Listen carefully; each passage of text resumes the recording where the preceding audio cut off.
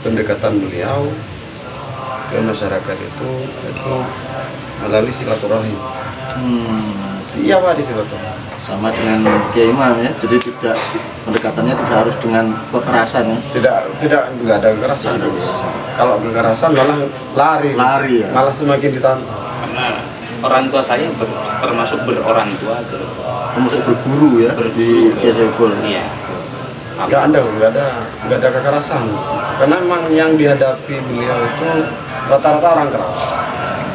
Jadi prinsipnya beliau ketika ada bahasa Madura yang beliau pegang teguh, kata beliau talpak tanah mabe cuma mabe seperti itu.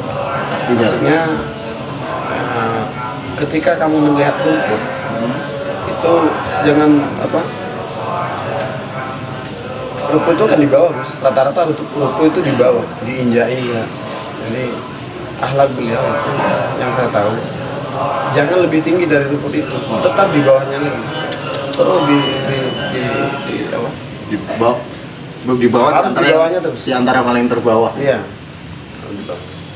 Jadi dari pendekatan beliau, yang pertama kena justru malah bajingannya dulu. Oh gitu ya? Iya. Yang sangat menentang itu.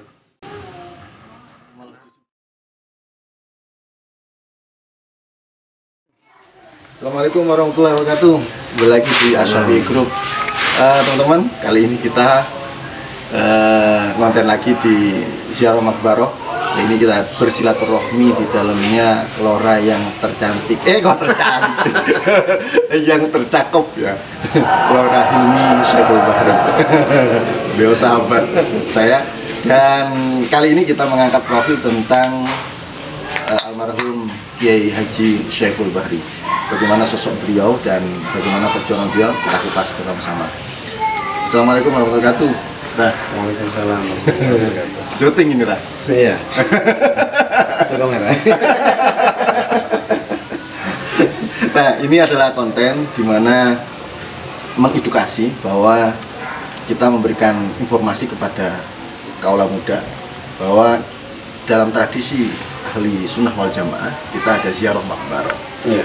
Nah, kita ambil hikmahnya bahwa dalam masa-masa zaman yang hari ini, bagaimana kita mengenalkan sosok seorang kiai, sosok seorang ulama, bagaimana tetap para kaula muda itu bisa cinta dan mengapresiasi takdim kepada para ulama dan kiai.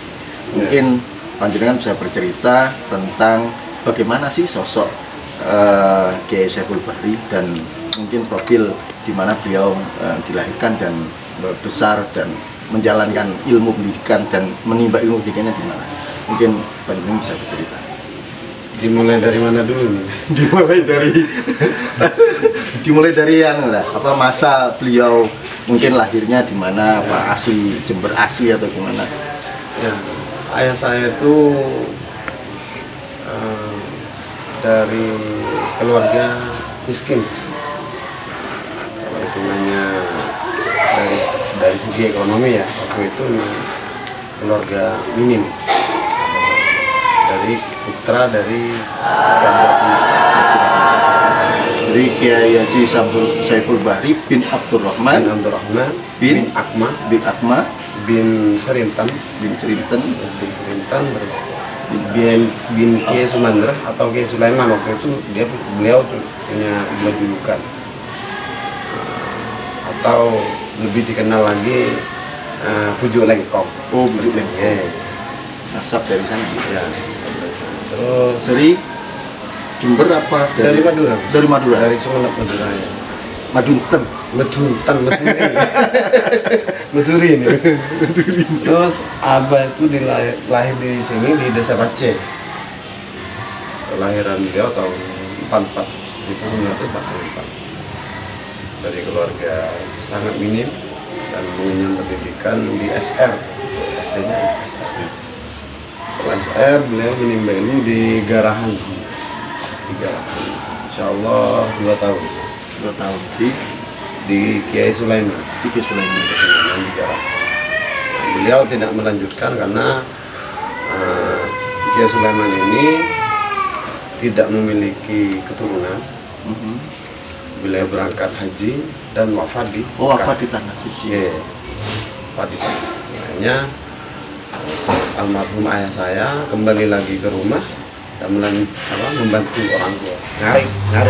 Ngarek Gus. Ngomong juga ngarek.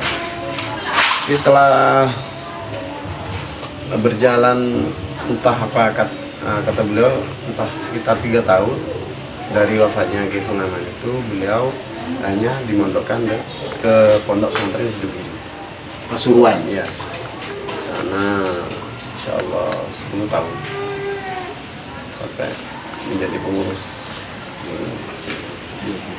Berapa tahun di sana? Insya Allah 10 tahun. 10 tahun. Waktu yang cukup lama. Nah, teman-teman, kali ini saya ditemani oleh Renoval. Beliau masih sepupu dari Hilmi. Sepupu Mira? Bukan sepokan. Jawanya di Indonesia. Karena kita sering komunikasi kita itu kalau dengan beliau-beliaunya ini familiar sekali. Karena beliaunya humoris namanya, humoris. Nah, ini terkait dengan perjuangan beliau, kan tidak moro-moro besar seperti ini lembaga. Pasti ada sisi perjuangan beliau ya. Dan masyarakat di sini juga tidak lantas kemudian taat kepada Allah semua, kemudian mungkin ada yang berislam, cuman Islam ahli sunnah wal jamaah mengajarkan bahwa taat pada Allah, taat pada Rasul itu. Ini cara pendekatannya sosok seorang beliau itu bagaimana? Ya, betul sekali itu Gus, karena beliau sering menceritakan ke putra-putrinya ya bahwa selama beliau berjuang membesarkan, mendirikan lembaga ini tidak mulus begitu saja seperti itu. Bahkan kata beliau sering mendapat pertentangan dari masyarakat sekitar pada awalnya. Karena memang waktu itu daerah sini banyak yang masih suka main, berjudi, segala macam. Itu banyak pendekatan beliau ke masyarakat itu melalui silaturahim. Iya Pak, di silaturahim. Sama dengan Kiai Imam ya, jadi pendekatannya tidak harus dengan kekerasan ya. Nggak ada kekerasan. Kalau kekerasan malah lari ya. Malah semakin ditahan. Karena orang tua saya termasuk berorang tua, termasuk berguru ya di Kiai Saiful. Iya. Nggak ada kekerasan, karena memang yang dihadapi beliau itu rata-rata orang keras. Jadi prinsipnya beliau ketika ada bahasa Madura, yang beliau pegang teguh. Kata beliau, talpak tanah mabe, cuma mabe seperti itu. Maksudnya ketika kamu melihat rumput itu jangan rumput itu kan di bawah Bos, rata-rata rumput itu di bawah, diinjak-injak. Jadi akhlak beliau itu yang saya tahu, jangan lebih tinggi dari rumput itu, tetap di bawahnya lagi, terus di bawah harus di bawahnya terus, di antara paling terbawah. Iya. Nah, jadi dari pendekatan beliau, yang pertama kena justru malah bajingannya dulu. Oh gitu ya? Iya.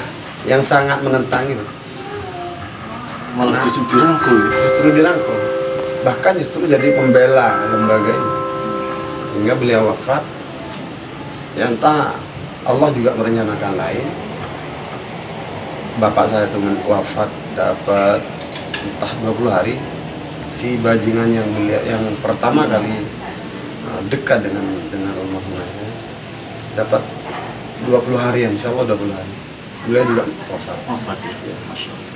Jadi ya awalnya memang pendekatannya dari akhlak, bukan dari kekerasan. Jadi kalau dari kekerasan